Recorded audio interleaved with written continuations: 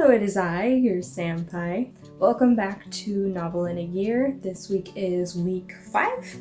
So last week what we did was work on basic character traits, their goals, their basic personality, age, all that kind of stuff.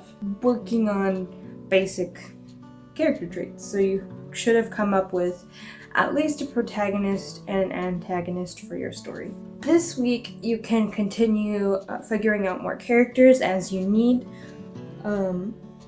but one of my favorite parts of this whole thing, if you are artistically inclined, this week your job is to draw all the characters that you have out and have a good idea of what they dress like, what they look like, how tall they are, that kind of thing.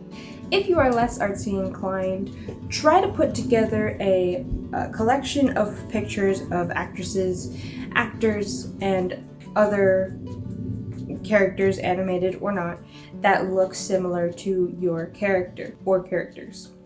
One thing I will say is when you are collecting this art, make sure if you put it anywhere online that you check with the artist that it's okay with you to use that art first.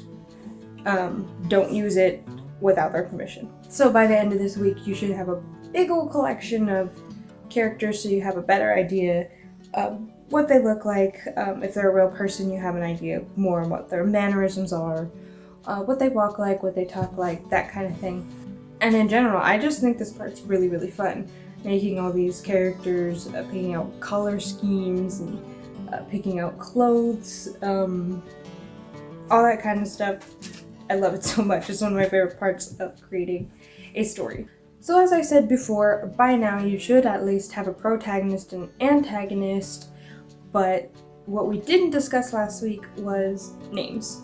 So maybe you already have names picked out for your characters, maybe you don't.